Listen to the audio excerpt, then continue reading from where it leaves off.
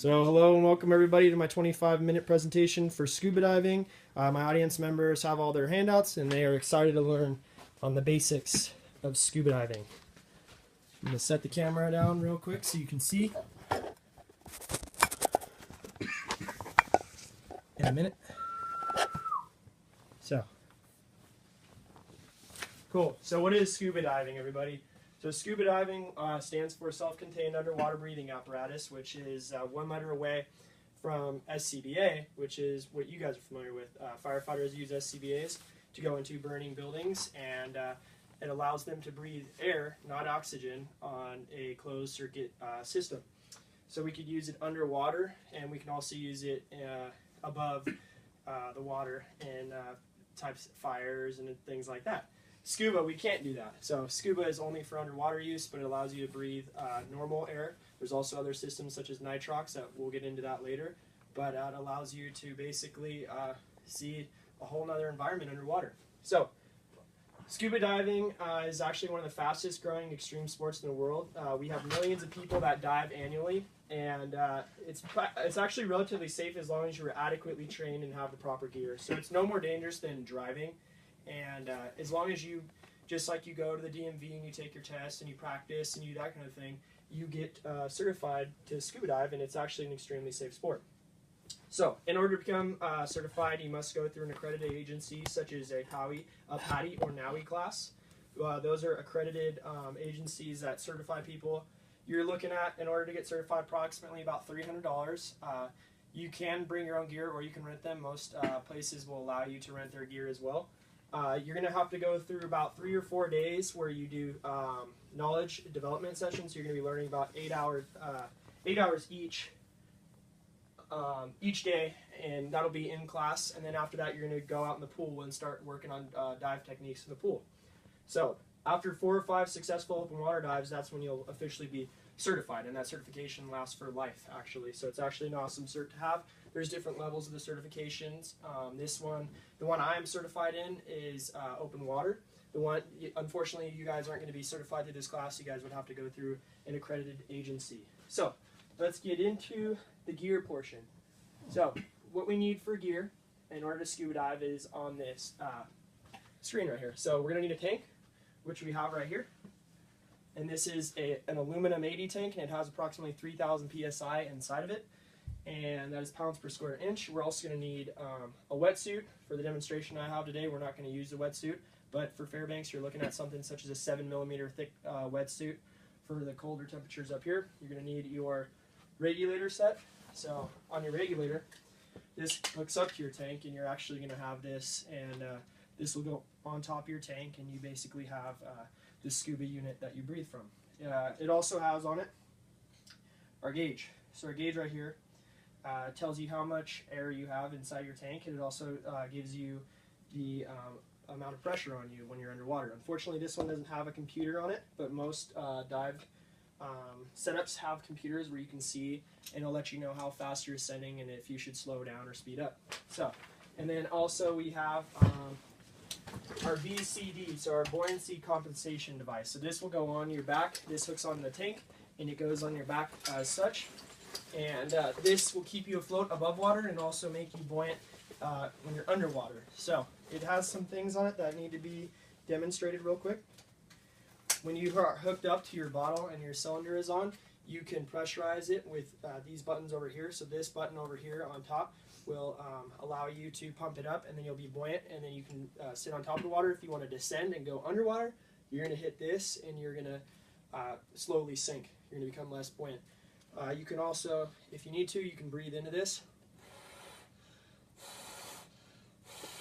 In case your scuba tank fails for whatever reason, or you run out of air, you can blow it up and you'll be buoyant and you will float.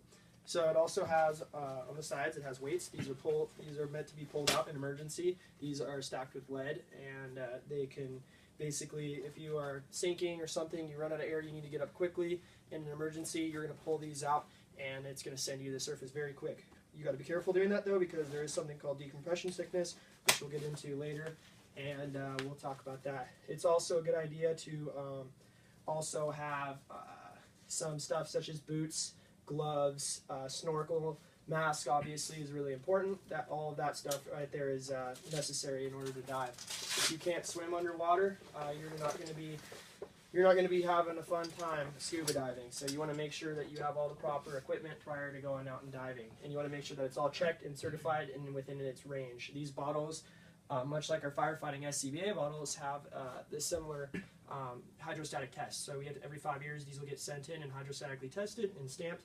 And they also, just like our firefighting bottles, they also have when they were first charged by Luxfer, which is the same company that makes our bottles. So on to the next slide. So some of the procedures we're going to talk about today, you always dive with a buddy. So you never dive alone, and the reason being is because you want to make sure that you are accounted for when you're underwater, and you also have a safety system set up in case one of you go down and you can retrieve the other person. So real quick, before we get into it, you want to make sure that you and your buddy have discussed some of the ground rules. You want to make sure you have entry and exit techniques when you go into the water. If you're shore diving, you want to make sure that you go in between sets of waves so you don't get knocked down and possibly smashed by the waves. You want to make sure you have a planned exit route as well out of the water, so you're not landing on rocks or anything like that and getting scraped up, cut up, anything like that. You want to choose a proper course. So usually in the dive world we follow by yards. So we'll go out and say this many yards will meet up in this point, and then we can descend and drop down underwater from there. You want to agree on a maximum time limit and depth limit. So for PADI open water, which is what you guys hopefully will become certified in, you can dive up to 80 feet, I believe, in depth, and our bottles will last approximately, if you're in shape, about 30 minutes. You want to make sure that you review your communication procedures underwater. I don't know why we're losing the screen right here, but you want to make sure that your communication procedures are gone over. That means your hand signals, you know the proper terminology when diving, you know how to communicate that underwater, and so on and so forth. You also want to agree on an air pressure and discuss technique you're going to be using to stay together and know what to do in case of emergency or separation occurs. So let's get in.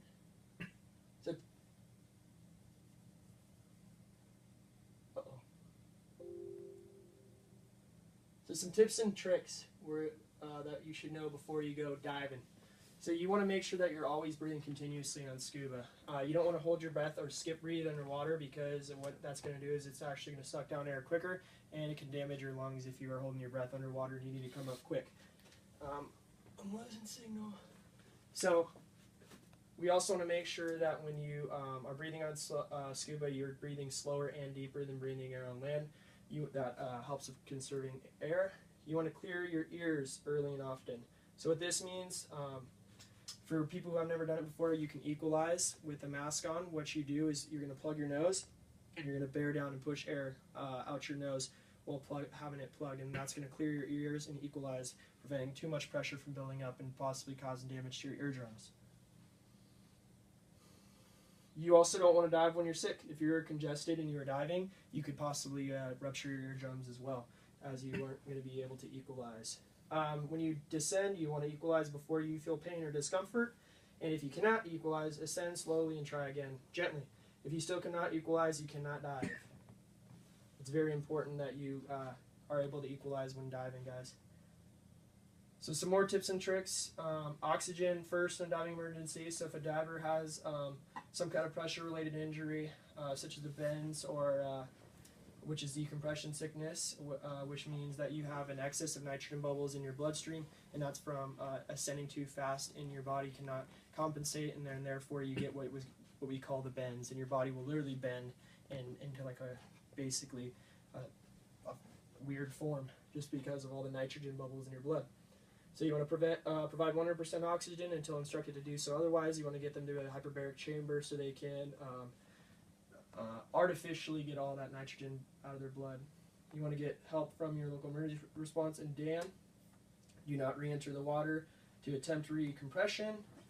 You want to be first aid and rescue trained. So, continuing your education, you want to make sure that after you get certified, you continue to keep training and you do specialty courses and you stick around and keep learning. You're always going to be a student when you're diving, and it's the same thing like a lot of other extreme sports. Yes, sir. Do you have a question?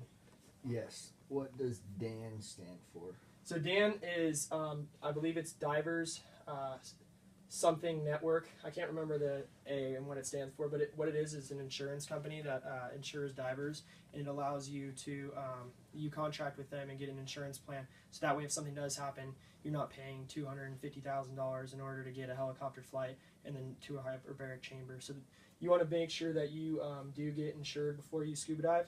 A lot of insurance companies won't cover it, and you need to go through Dan in order to do that. So this one's a big one right here. Do not participate in or promote diving by uncertified or under-certified people. That means me. You guys aren't going to be able to dive after this, unfortunately.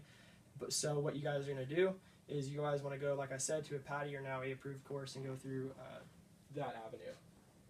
Just some other tips and tricks continued. You want to make sure that if you are flying in an airplane, you want to wait a minimum of 12 hours after getting off the plane. So once you have departed the plane and you get off, you don't want to immediately dive, because that can also make you get the bends. For multiple dives, a minimum of 18 hours is recommended before you get off the plane and start diving. So you want to plan to dive early in your vacation and allow yourself time to do more if you wish.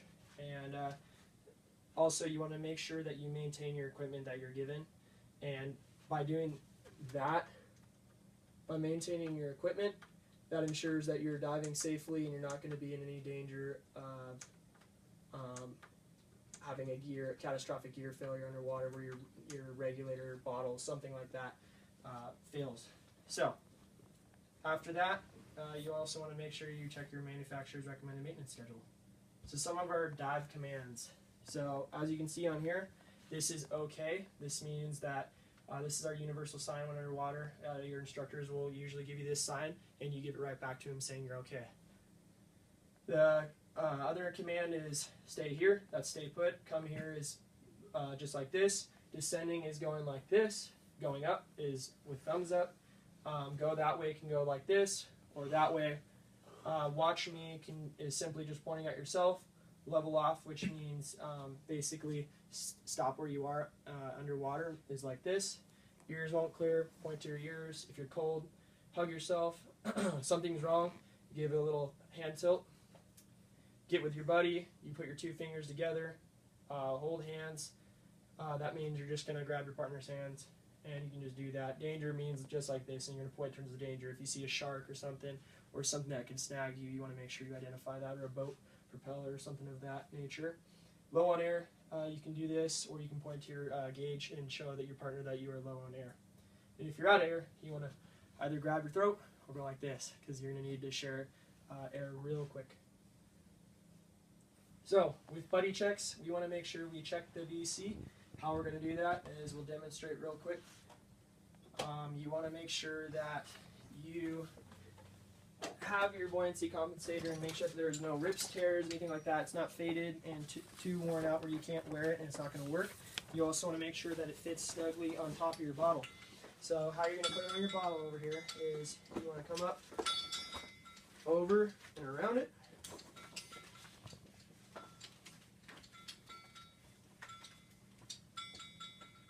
You want to make sure that it goes all the way around the bottle and fully encompasses it, and you want to put it and lock it down right in the middle of your bottle. And then that way, once you are ready to dive, you have a nice little setup. You want to take your regulator set, and you're going to place it on top of the bottle, and I'm going to undo it and manipulate it real quick so you guys can see. Yep. Something like that. Place this on top of here.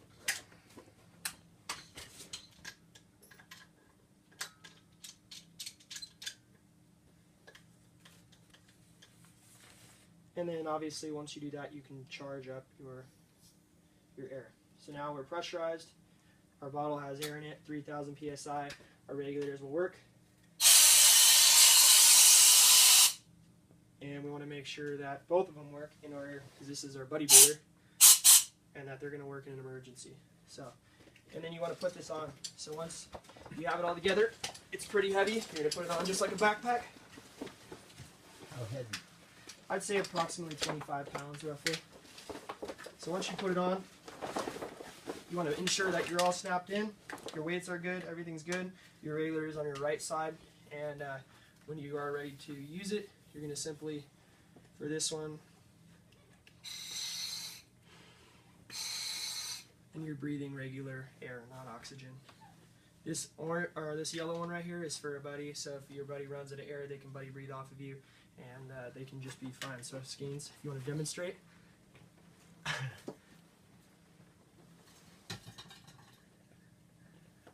So he can breathe at the same time I'm breathing off this, which is pretty cool. But he does have to be close to me, so if we do have to send up, he has to go at the same time as I do. There you go. So, and you can also pump your, for this one is out of service, but you can pump up your BCD with air through your little tube right here. So we'll take this off for right now.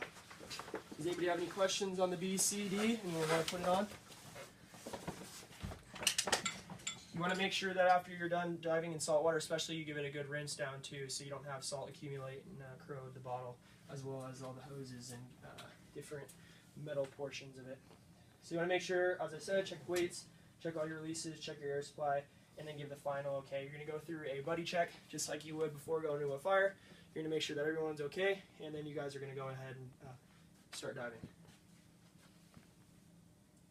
So I got all my sources off Diving for Dummies, basically.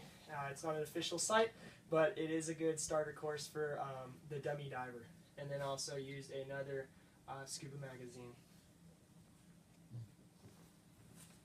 And then How many scuba deaths on average a year? and then thank you guys for being out here. I really appreciate your support out here, and I appreciate you helping out today. Do you have a question? How many scuba deaths on average a year? I do not know the answer to that question, but I could find out and get back to you, Michael. So, question. What's the deepest depth you've ever dived to? The deepest depth I've dove to is 80 feet out in Catalina Island in California. And this was actually on this dive right here out in Catalina. That was one of my first dives for certification. You have a question, Kyle? No, Okay. you answered them all. Awesome. All right, thank you guys. Question? Yeah. What kind of weapons would you carry with you in case of a shark attack or anything? So shark attack,